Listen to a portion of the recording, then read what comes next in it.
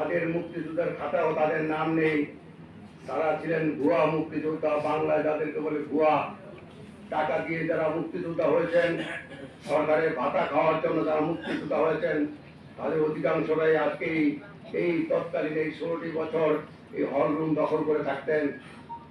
আমরা যারা আজকে মুক্তিযোদ্ধাদের সপক্ষে দেশের স্বাধীনতার রণাঙ্গনে যুদ্ধ করেছি, তারা আজকে উপস্থিত আছেন, তাদের সন্তানরাও উপস্থিত আছেন।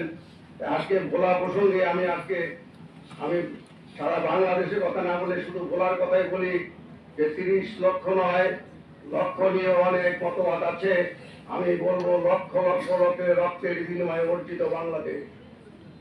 30 লক্ষ কথা সঠিক নয়, লক্ষ লক্ষ লোকের রক্তের বিনিময়ে বাংলাদেশ।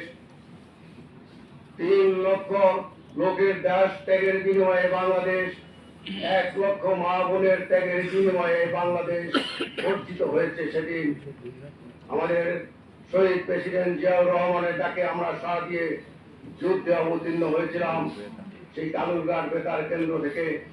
আপনারা জানেন আমাদের ভোলার কৃতি সন্তান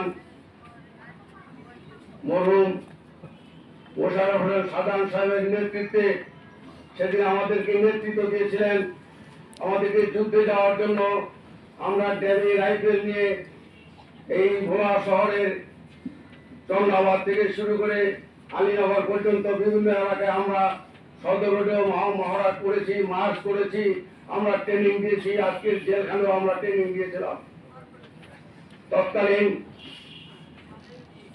আমার চাচা মরহুম শামসুদ্দিন আহমেদ ছিলেন আওয়ামী লীগের সভাপতি, মরহুম মোশাররফ হোসেন সাধারণ সাহেব সাবেক মন্ত্রী হয়েছিলেন আওয়ামী লীগের সেক্রেটারি। তারা সেদিন নেতৃত্ব দিয়েছিলেন এই যুদ্ধের প্রস্তুতি নেওয়ার জন্য। আমরা 1971 সনের সেই যুদ্ধে আমরা অবতীর্ণ হয়েছিলাম। আপনারা জানেন 1971-এর 2রা মার্চ বাংলাদেশের স্বাধীনতার প্রথম পতাকা উত্তোলন হয়েছিল ঢাকাতে। স্বাধীনতা সংগ্রামের ছাত্র সংগ্রাম পরিষদের সভাপতি ডাকসুর বিবি শ্রী রব সাহেব আসম আব্দুর রব ঢাকায় স্বাধীনতা পতাকা উত্তোলন করেছিলেন। আমাদের ভোলায় আজকে আওয়ামী লীগ বলে কথা নয়, আমাদের মুক্তিযোদ্ধা নিয়ে কথা বলছে। আমাদের ভোলা মোল্লাবাড়ির মরহুম ফজলুল কাদের মজনু মোল্লা সেদিন সেই 2রা মার্চ ভোলার এই ডিসির অফিসের সাথে উনি জাতীয় পতাকা উত্তোলন করেছিলেন। সাবেক ডিসি অফিস, সাবেক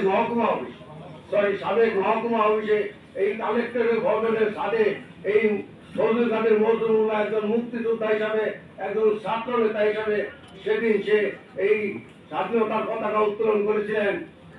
তারই ধারাবাহিকতায় আমরা যুদ্ধে অংশগ্রহণ করেছি। দেশ 9 মাস যুদ্ধের পরে দেশ স্বাধীন হলো। স্বাধীনতার পরে আমরা 16টি বছর নয়, স্বাধীনতার পরে 72-73